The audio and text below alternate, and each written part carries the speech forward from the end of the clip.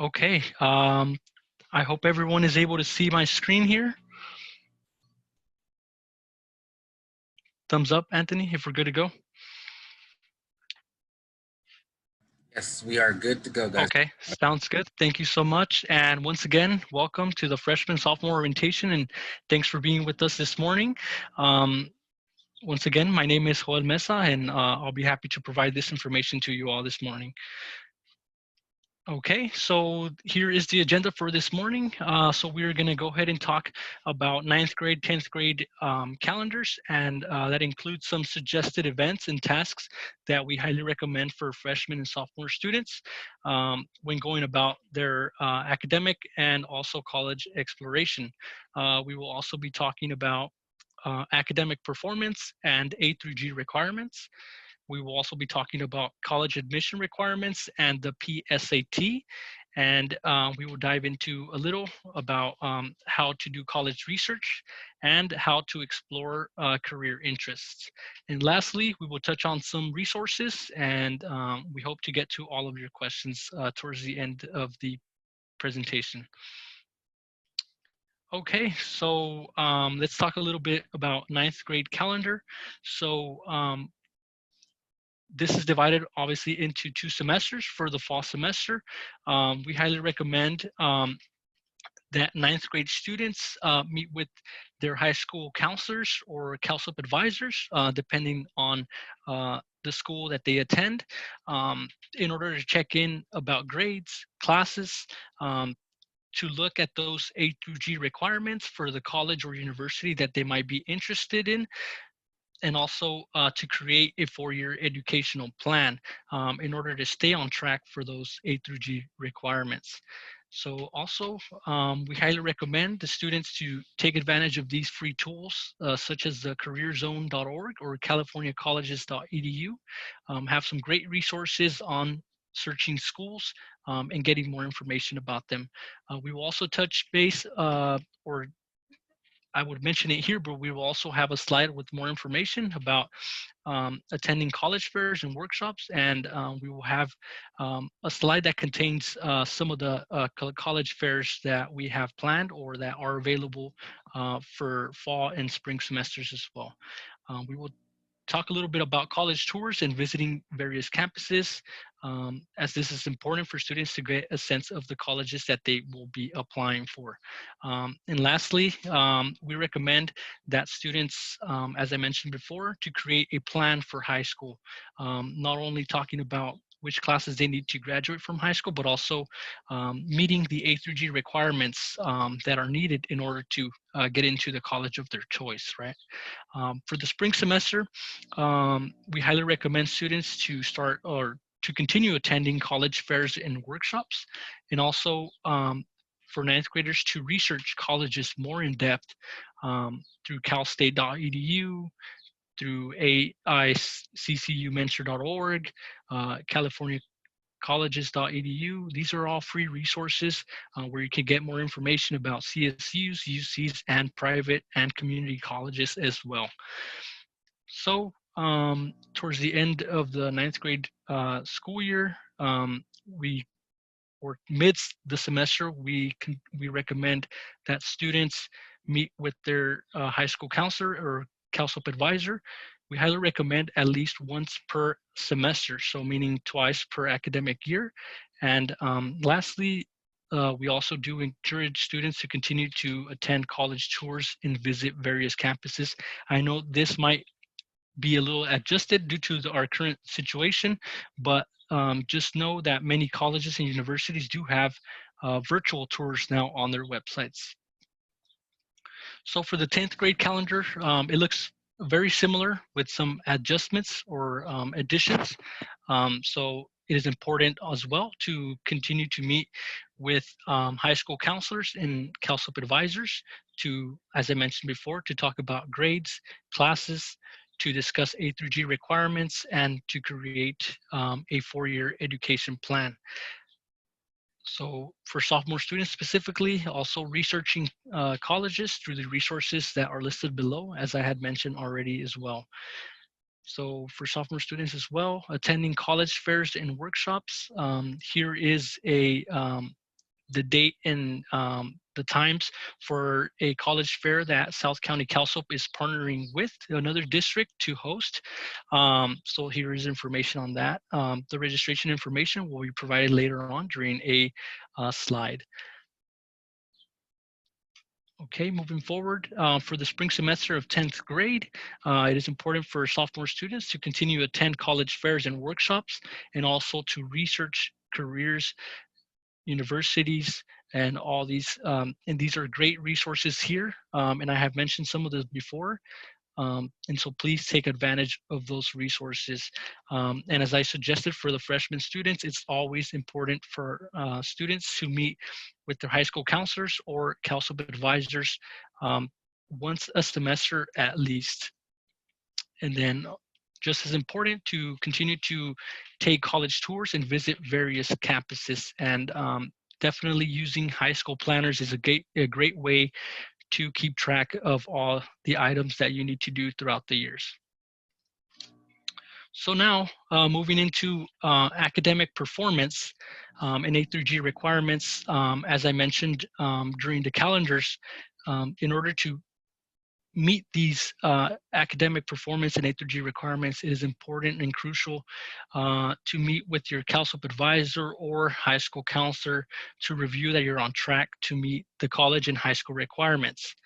It is important to review grades, your classes that you're taking, making sure that if you are planning to attend a university, you meet the minimum C grades for college, or that you meet the D minimum for your high school diploma. Also, it's important to keep in mind the A through G requirements for the universities of your choice and to develop a four-year plan. So now we're going to quickly touch base on the comparison between graduation requirements and also the A through G requirements. So just to quickly review these, I'm just going to touch on a couple examples here. For example, the English credits that are needed for the high school requirements are 40 credits. And on the right side, if you see on the A3G requirements in area B, 40 credits are needed as well for the English A3G requirements. So I just want to quickly mention that some requirements from your high school graduation requirements will also meet the A3G requirements, but that is not always the case. In some suggestions for the A3G requirements might need an extra year or extra semester, or sometimes it is recommended that students take an additional year in order to be more appealing for universities and colleges. For example, math here, for the high school graduation on the left side, 30 credits are needed. On the right side, for area C for math, 30 credits are also needed for the A through G requirements, but as you see, 40 credits are actually recommended, meaning taking that extra year of math can be more appealing to a university, and it can be very important because it can prepare you a lot more when transitioning into that college experience. So just to touch one more, for example, science on the left side, 30 credits are needed for the high school diploma for graduation requirements. On the right side for the A through G requirements. For science, 20 credits are needed, so meaning that by completing the high school requirements, you would also be satisfying this requirement for the A through G requirements. And as you see on the right side, 30 credits are recommended for science as well. So if you would like to take a screenshot of this, all this information is also available on the different high school websites. And just to remind everyone, this information for the high school requirements does vary per school district. So it is important for you to keep that in mind. Okay, so high school graduation requirements. So once again, this information that I'm going to provide here varies per district, and this information pertains to Gilroy Unified students only. So a student needs a total of 220 credits to graduate from high school. And in terms of the A through G requirements, it is important to, as we did previously, to compare and contrast between the different courses that are offered and how you can meet the A through G requirements. Sometimes simply by meeting the high school graduation requirements, you will also be meeting the A through G requirements, but that is not always the case. In terms of the 80 hours of community service, it is very important to keep this in mind, that due to the current situation that we're in, for example, the current 21 graduation class have waived their community service hours, but this might not be the case for future graduating classes. So also keep that in mind and make sure that you are aware of this information. Okay, so now let's touch a little bit on the importance of math and college. So this is, just as I was mentioning, taking that extra year of math can be really important, because not only will it help prepare students for college, but also it will help students and in getting into a higher level math class once they start college, especially for a community college. And also taking that extra year of math can be more appealing to four-year institutions. So those are just some recommendations. So now moving into some college admission requirements. So, but before that, let's talk a little bit about the four systems of higher education in California. So there are 115 community college campuses in California. There are 23 California State University campuses. There are 10 University of California campuses, and there are 70 plus private and independent colleges. So this means that we are truly lucky here in California, because we have plenty of options available to all our students. Okay, so now let's talk a little bit about the difference in terms of degrees. So associate's degrees are a degree you earn after attending a community college for about 2 to 3 years, or completing 60 plus credits. For a bachelor's degree, it is a degree you earn after attending a university for about 4 to 6 years. Professional degrees are a degree you earn after you graduate from a four-year university, and then you continue your education in graduate school. Some examples of professional degrees include master's degree, PhD, justice degree, and medical degree, MD. Okay, some college requirements. So for community college, there sometimes isn't a GPA requirement. For University of California, 3.0 plus GPA. For the CSU system or the California State Universities, a 2.0 GPA is usually the minimum requirement in terms of GPA. And for private universities and colleges, the GPA may vary. It is important to also keep in mind that as we continue to go through our current social situation, some of these GPAs might fluctuate. And it is important to either look on the University of California website or the California State University website to get more information as well.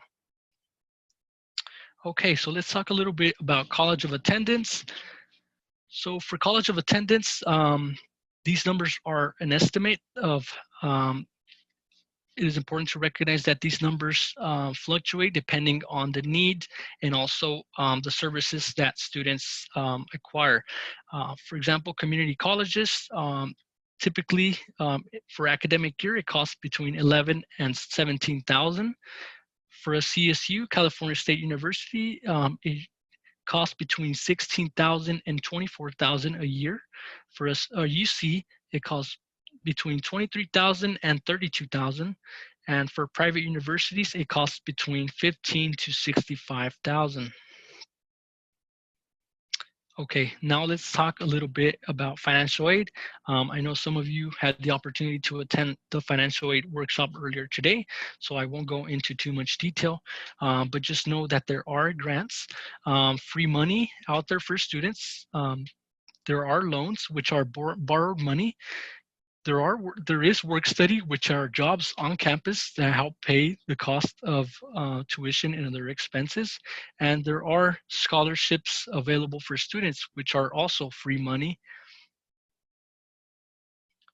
Okay, so as I talked about before, our students here in California are truly lucky because there are many opportunities available to them, such as we discussed the four-year universities, which include the California Public Universities, which are the California State Universities, the University of California, and also the many private universities here in California. The community colleges, as I previously mentioned, are also a very important option for our students. And students can finish community college in 2 years and also have the opportunity to transfer then to a four-year university.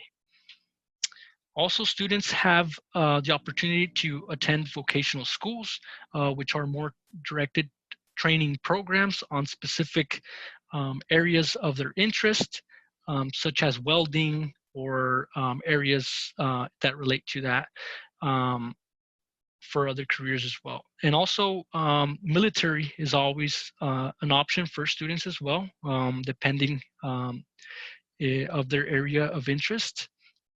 So keep that in mind as well. Okay, so moving into the PSAT, before we do dive into this, I want to clearly state that currently for the current graduation year, some of the testing requirements have been waived. So it is important to check in or to get more information about each of your districts in terms of how they will now be playing out the PSAT. Based on my understanding, these opportunities will be available, but not to the extent that they were before. So make sure you keep this in mind. So PSATs are important because they help students prepare for the college admission exams or tests.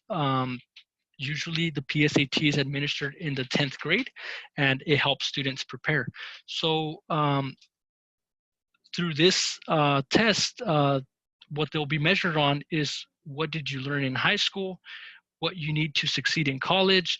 The best way to prepare for the test is to take challenging courses, do your homework, prepare for tests and quizzes, ask and answer a lot of questions.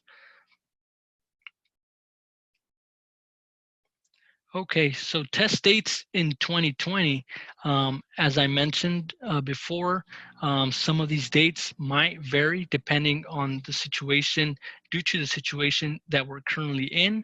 Some of the tests are dated to be on Wednesday, October 14, Saturday test date, October 17. Alternative test date is Thursday, October 29. And once again, these dates may vary due to our current situation. Okay, so now moving into student goals. It is recommended for students to take higher level courses, advanced courses, honors courses, AP courses. These courses not only help prepare students for college, but also can be a way to get to get ahead in their college experience by earning those college level credits. So also setting good study habits, such as developing computer skills, setting aside study time for each class, are important not only when it comes to it being reflected in their grades, but also it will help them prepare for college. Personal accountability. So it is important, as I mentioned before, to keep in touch with your high school counselors or CalSUP advisors about how you're doing and also about your plans after high school. Also, ask your teachers for help. This is not only important in high school, but also it will be truly important in college as well. And then also, CalSUP and other tutoring opportunities are available for students. Okay, so I'm not sure if anyone wants to just throw this in the chat, but I just quickly want to quiz each of you. It can be, you can quiz yourself just in your mind, or you can throw it in the chat. What are the different degrees you can obtain? We talked about this before in our presentation. I would just give you a couple seconds just to think about this.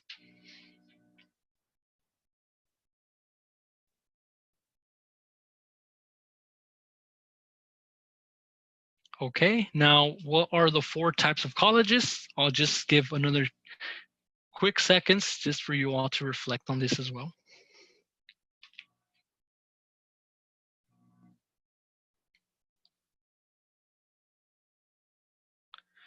Okay, so now we're gonna move into things to do as a high school student. Okay, I can't stress this enough, but make sure you're stay in contact with your school counselor periodically. Be aware of deadlines for the PSAT, SAT, as I mentioned. Currently, some tests have been waived and are optional.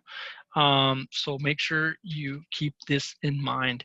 Also, be familiar with both high school graduation requirements and the A through G requirements. And if you do need clarification or need any help, please, as I mentioned, contact your counselors or your CalSOP advisors. Also, take challenging courses like advanced or honors courses that will help you not only prepare for college, but also set you ahead. Get involved in school activities, sports, clubs. These are all very important.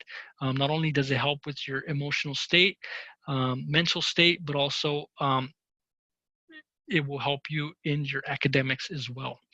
Also visit college campuses, attend college workshops, and attend college fairs. Start developing a brag sheet, which can be a pitch or just a way that you communicate with professionals and network as well. Okay, so talking a little bit about how to research for colleges or just researching for colleges in general. These are some important websites that are free to students where they can find more information about CSUs, UCs, private colleges, and so forth. And I just want to highlight here one more time that the college fair that CalSOP will be partnering with will be hosted on October 8th, 2020. And I will provide the registration information coming up soon. Okay, as promised, here is the registration information, the link and the time, date, and all the information that is important for the college fair that South County CalSOP will be partnering with the Eastside Union High School District for a virtual college fair. As I mentioned, it will be October 18th, and it'll take place from 5 p.m. to 8 p.m. So this is for all high school students and their families. And you will have the chance to meet with representatives of over 100 colleges, universities, trade schools, military academies throughout California and the country. For more information, please visit the link below. And also on the right side, just know that there will be also other virtual college fairs available for students. So if you quickly want to take a screenshot of this or a picture of this, I definitely recommend it. As well, know that the recordings will be available sometime in the near future as well. Okay, so exploring career interests. So a lot of the time we think that exploring careers is just researching careers that's going to make us money, or just researching careers that that we think we connect with. One great resource that is available to students is 16 Personalities. 16 Personalities is a tool that helps students understand specifically who they are, their personality, and how that might relate to a career that they might want to go into later down the line. So it is important to begin to explore or to use these tools to better have a better sense of possibly what careers they might be able to have more success in. So this is just an example. Once you complete the quick assessment, it'll lead you to something like this, which are the results. And give you a description of the type of individual you are, and possibly you can help correlate that to a career of interest or a career that you might be interested in going into later down the line. Okay, and I also want to make sure I highlight for those students, high school students, when we say your opportunities are endless, we truly mean that. We truly mean that, excuse me. And we want to say that your success depends also on your mindset. We want you all to think big, and to always keep doors open, and to always set yourself to a very positive mindset in order to have a better chance at succeeding. So what type of student are you? So it's important to say things like, I want A's and B's. There's many students that say, I'm happy with C's. Other students that say, yeah, I just want to graduate. And based on the positive mindset, we want all students to think that, or to explore the option of always wanting A's and B's. Okay, so now I just want to list here the resources to the links of the resources that we discussed throughout the presentation. Just know that these resources are available to all students, and also please visit our South County CalSoap website for additional resources as well. And now, Anthony, we're going to take the chance to open it up for questions, and I'll leave here South County CalSoap's information, our email, and also our phone number, and we will get back to you if you do decide to contact us. And with that, I'll leave our amazing social media sites where we also give important updates, highlights, and other resources for our students. So please follow us, connect with us. We want to stay in touch with all of you. All right, guys. So we have plenty of time. We actually have a lot of time. We ended about our presentations, has been completed, but we have about 15 minutes that we can get online with you guys, and you guys can ask away any questions that linger in your minds. I have given you the opportunity to be able to unmute yourself, so please, guys, go ahead and ask away. Ask any question that you may have. I'm also going to go ahead and repost the link to our survey, as well as I will launch a poll. So please do us the great, the favors of doing that for us. But also just keep in mind that your feedback is very important to us. So with these surveys, and we would like to show our gratitude by offering you the chance to win prizes during our orientation closing at 12:30 this afternoon. And thank you again for joining us. But go ahead, guys. You have the opportunity to unmute yourself. So if you guys want to ask a question, feel free to do so.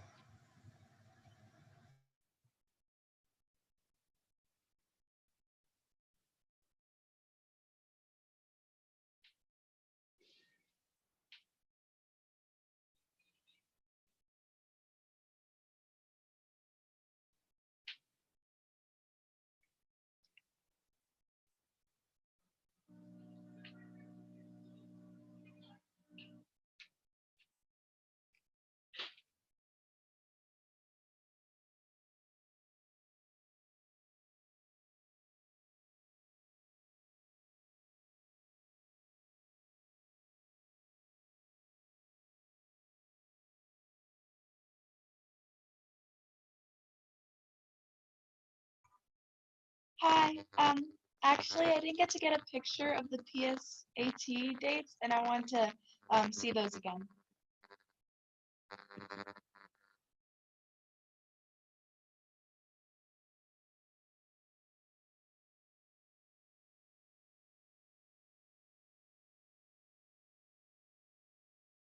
Thank you.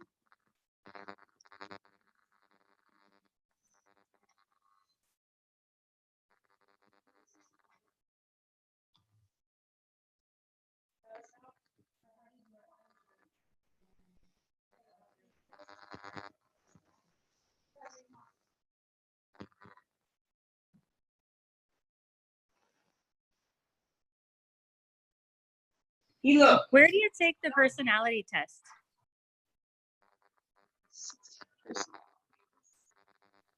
Good question. So the personality test is available.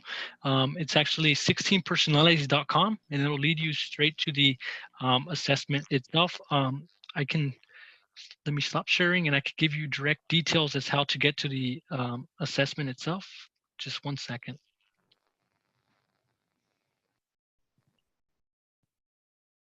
So once you get to 16personalities.com, you will directly go into where it says take the test in the middle of your screen, and you will have the option of answering or filling in the bubble of a short survey that will give you the results. Hopefully that answered your question. Yep, thank you. No problem.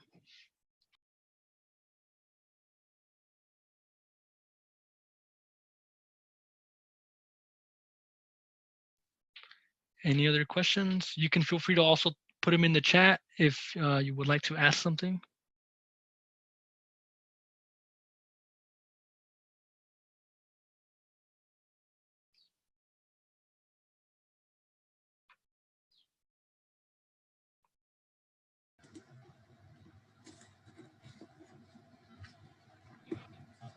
And just a reminder, Sorry. go ahead, Anthony. Sorry, go ahead. I also wanted to share with you guys too as well that if in the event that you guys want to follow up with Mr. Hood or Ms. Patricia, I will go ahead and add our CalSoap email to the chat.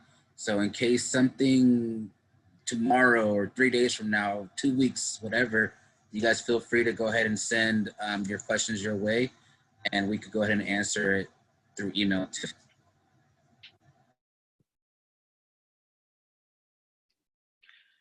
Yes, and I just wanted to remind everyone to please fill out the survey for us. To provide us great information, and also remember to complete the poll as well.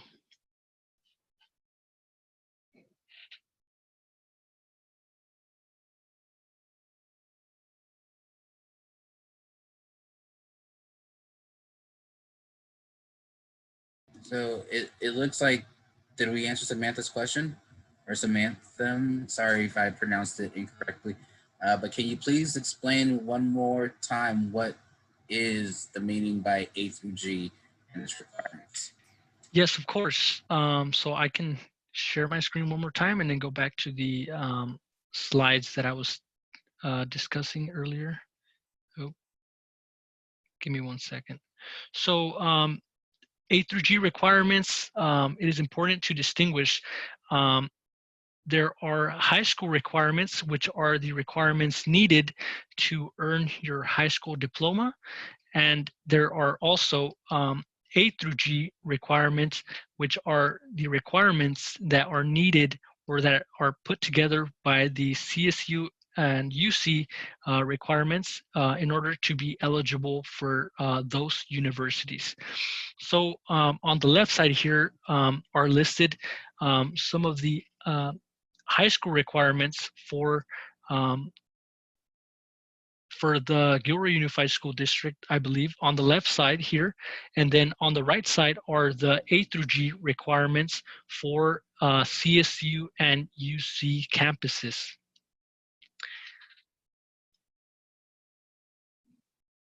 Hopefully that answered your question, Samantha. If you have follow-up questions, please let us know and we'll try to explain the question that you have.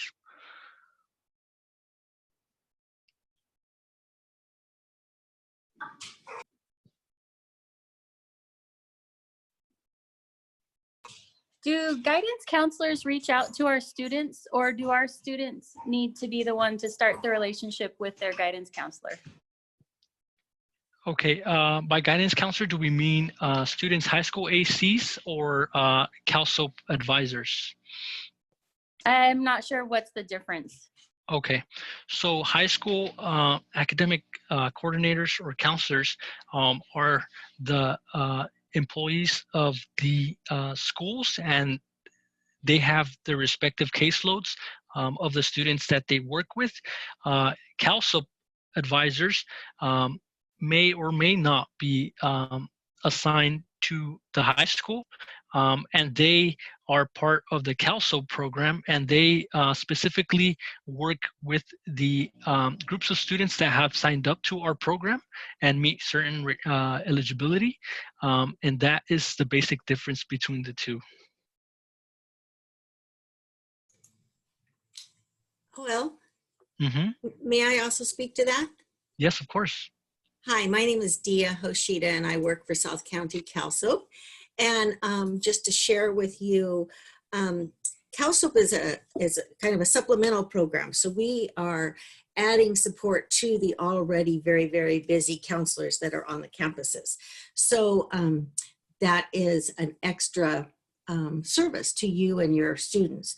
So as far as the academic coordinators, counselors, I'm not sure. I believe they do reach out to students on their caseloads, but students can always go to their academic coordinators and ask to be seen. A lot of them will have a clipboard outside of their office, and they can sign up and they can ask to be seen. Advisors, CalSOP advisors, on a regular basis, at least once every semester and possibly more every quarter, they will call in their CalSOP students for grade checks and to, just talk to them a little bit, let them know that they're there if they have any questions and that they are an added resource to them. So I hope that helps. That does help.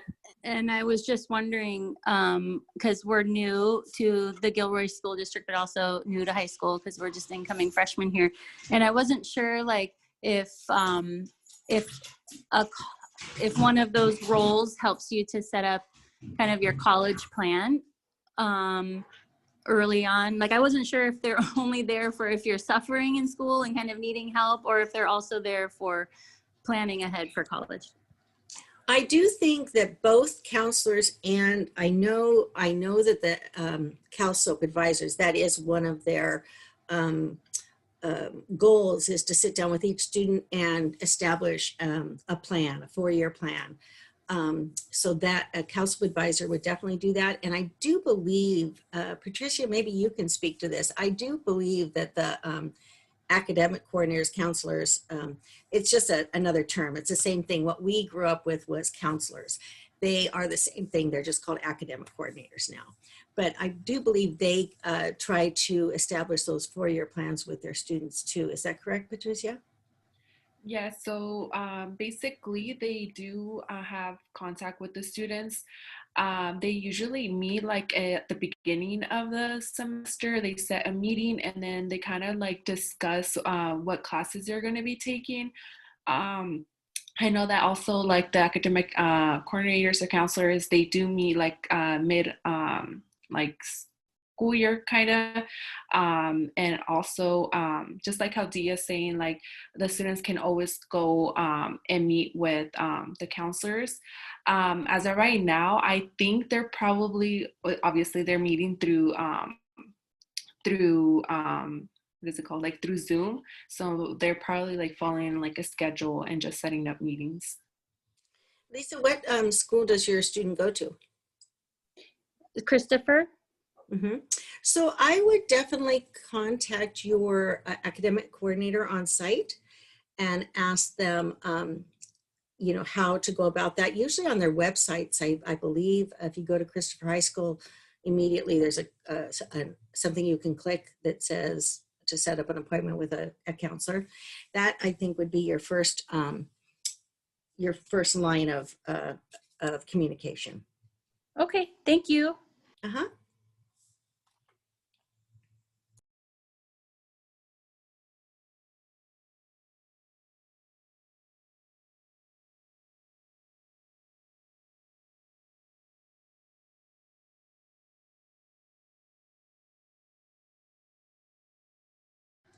Hey, Lisa, I went ahead and posted in the chat the link directly to the student services page for Christopher.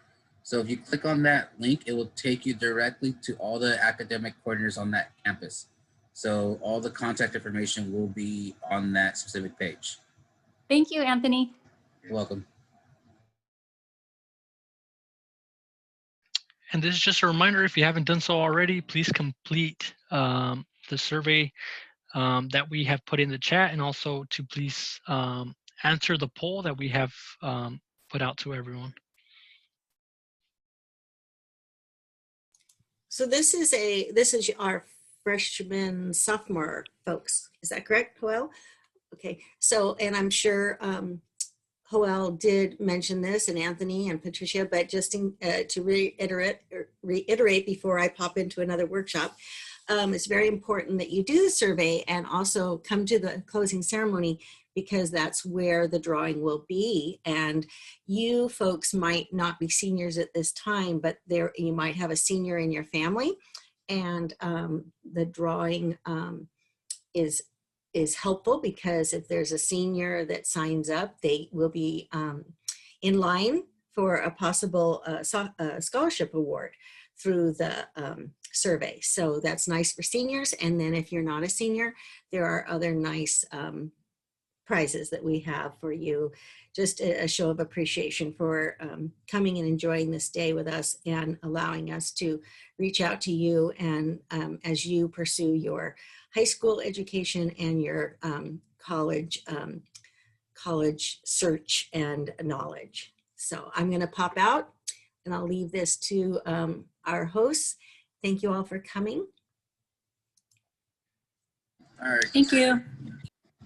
All right, everyone. So if we don't have any more questions, I know it's 11:15. We're about 5 minutes short, 5 minutes early. So you guys are more than welcome to go ahead and take a quick break. And if you guys need to attend a third session, go ahead. But we'll let you guys go ahead and go about the rest of your morning. So goodbye, guys. Thank you guys for giving us the opportunity to present to you guys. And thank you guys for all the great questions. Again, we'll stay on here for a couple more minutes. So if you need to take the survey again, or take any links, or you have a last minute question, go ahead and ask. But thank you guys for being here. And we hope Thank to you see for you, hosting us. and we hope to see you all during the closing event.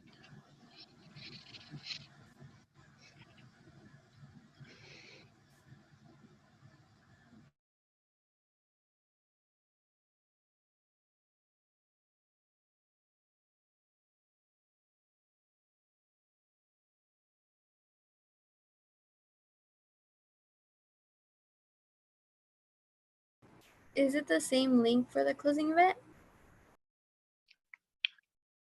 The link. Let me go ahead and drop in here the trifold. That way, in case you need to,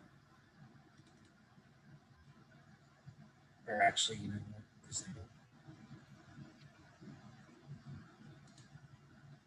So the link is going to be the same one as the welcome link. So if you came in this morning for our welcome event, it would be that same link, okay?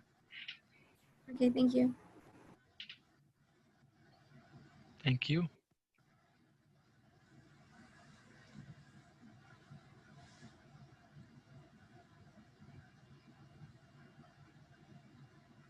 All right, guys, I'm going to go ahead and head out and get ready for the senior presentation that you guys can say hi.